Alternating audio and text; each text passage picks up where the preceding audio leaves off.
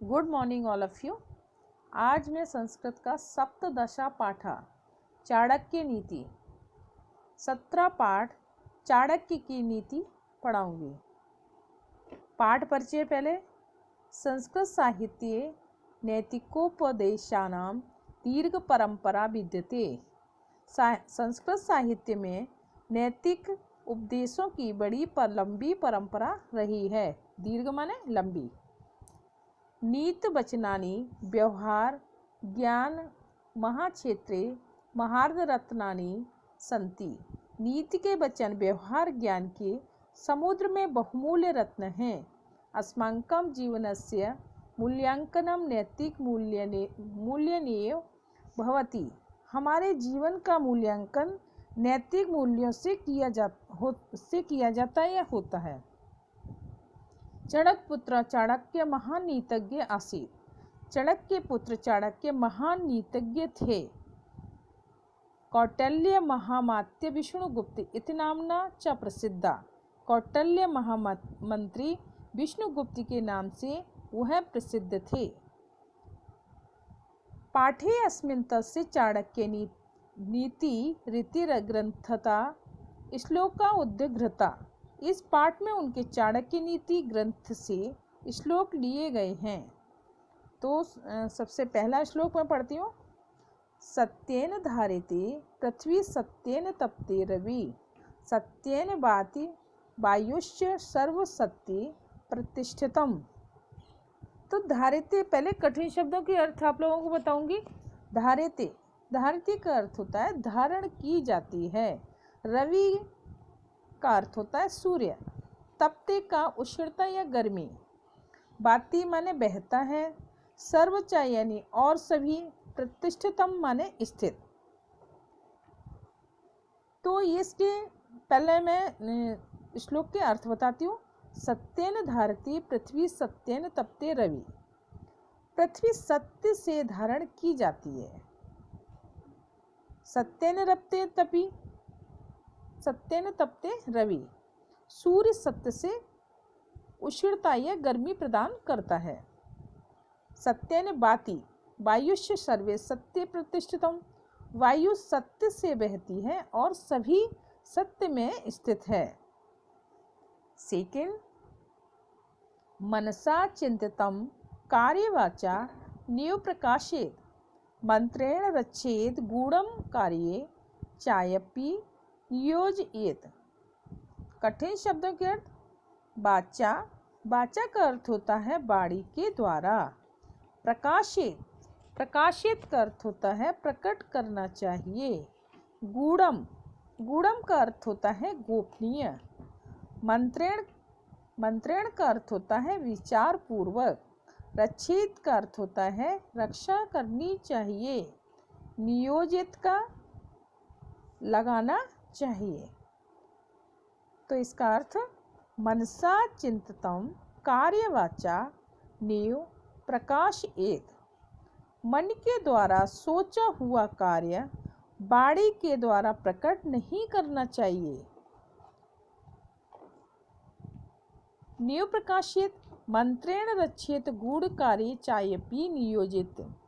बल्कि गोपनीय यानी जो छुपाने योग्य जो बातें होती है उसे विचार पूर्वक, रक्षा मतलब विचार पूर्वक उसको सोचना चाहिए, उसकी रक्षा करनी चाहिए और कार्यों में लगाना चाहिए।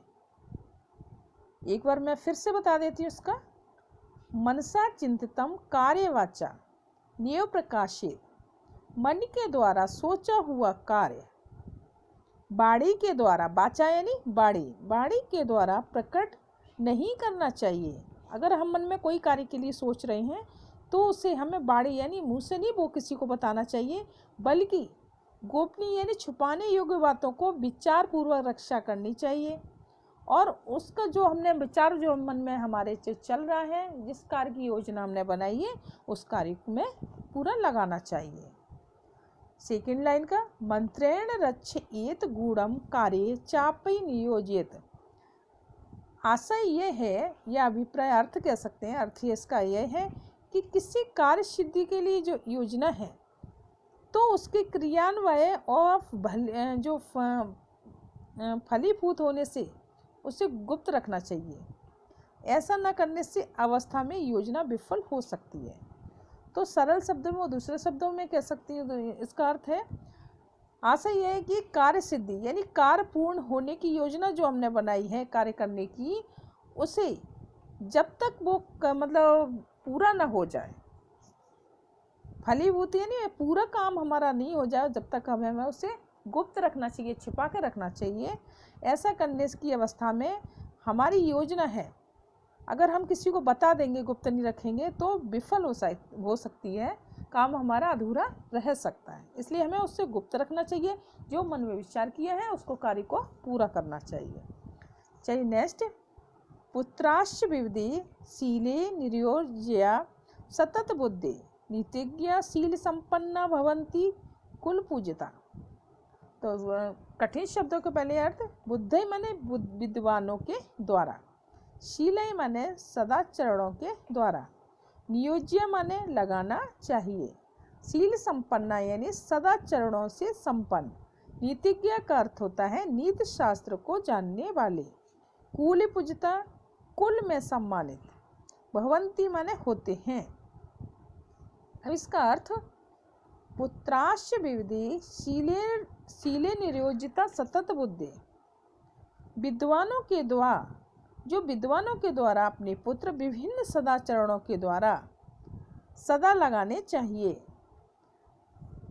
अर्थात हम कह सकते हैं पुत्रों को विभिन्न सदाचरणों के कार्यों में निरंतर लगाना चाहिए, क्योंकि सदाचरण से ही संपन्न एवं नीति शास्त्र को जानने वाले पुत्र ही कुल में सम्मानित होते हैं। तो जो सदाचरण और नीति शास्त्र जानते हैं वही कुल को सम्मानित करते हैं, वही सम्मानित होते हैं। अगला नेक्स्ट,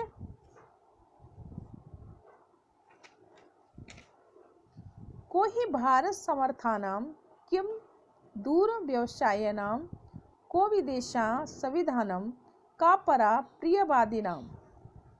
तो कठिन शब्द के पहले समर्थनाम, समक्ष लोगों के लिए, को ही का अर्थ होता है क्या है, व्यवसाय नाम माने उद्यमशील लोगों के लिए, संविधानम माने विद्या से युक्त लोगों के लिए, प्रियवादी नाम प्रिय बोलने वालों के लिए, परा माने शत्रु। तो इसका अर्थ, को ही भारा समर्थानाम किम दूरम व्यवसाय नाम, समक्ष लोगों के लिए क्या भार है। अर्थात हम कह सकते हैं जो समर्थ है, शक्तिशाली है, इसमें ताकत है, उस व्यक्ति के लिए कोई काम करना कठिन नहीं होता है, वे जो चाहते हैं कर सकते हैं।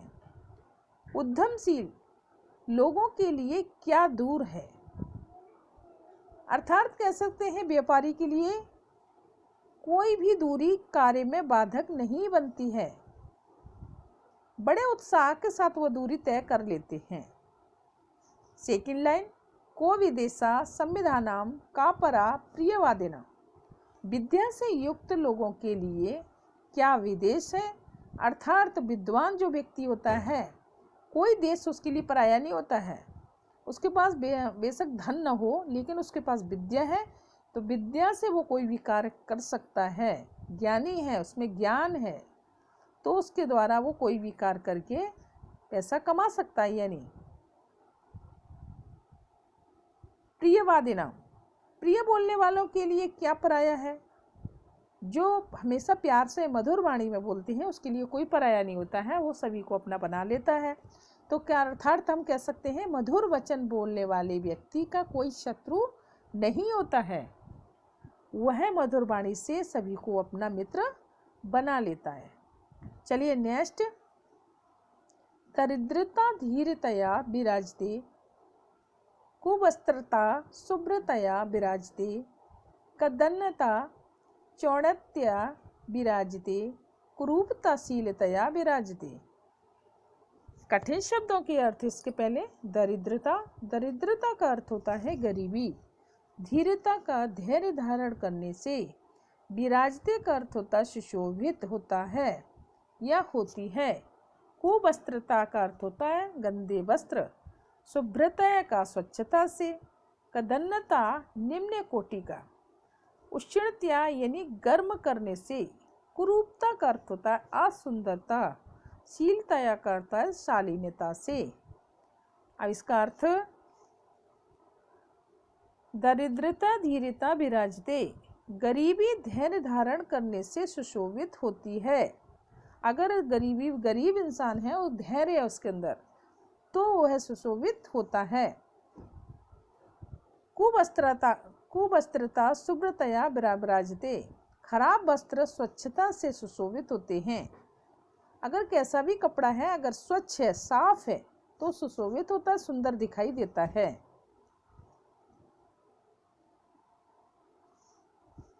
कदन्नता चौड़तया विराजते, निम्न कोटि का ठंडा खाना गर्म करने से सुशोभित होता है। अगर हमारा खाना सादा बना हुआ है अगर गर्म करके उसको खाया जाए तो वो अच्छा लगेगा। तथा नेक्स्ट, कुरूपताशीलतया विराजते, और कुरूप है व्यक्ति और शालीनता है उसके अंदर तो वो है सुशोभित होता है। अर्थात हम दूसरे शब्दों में इसका अर्थ बताएंगे आपको। दरिद्रता धीरता विराजते, तो आचार्य चाणक्य कहते हैं, इसके देखो अर्थ हमने बता दिए हैं तो दूसरे शब्दों में मैं बता देती जो भी आपको ये सरल लगे। आचार्य चाणक्य जी कहते हैं कि गरीब को धैर्य धारण करने वाला भी होना चाहिए, और घटिया कपड़े कितने भी फटे पुराने हो अगर साफ सुथरे हैं तो उनको धोकर पहनना चाहिए, और ठंडे भोजन को गर्म करके खाना चाहिए। और कुरूप स्त्री या पुरुष है अपने चरित्र और गुणों के कारण सुंदरता से यानी कुरूपता को दूर कर देते हैं, यानी वो कुरूप होने के बावजूद भी उनके मतलब गुण होने के कारण वो अच्छे होते हैं, सुशोभित होते हैं। चलिए आपका ये अगला जो है नेक्स्ट डे पढ़ाएंगे आपको, यहाँ तक आप लोग अच्छे से पढ़िएगा।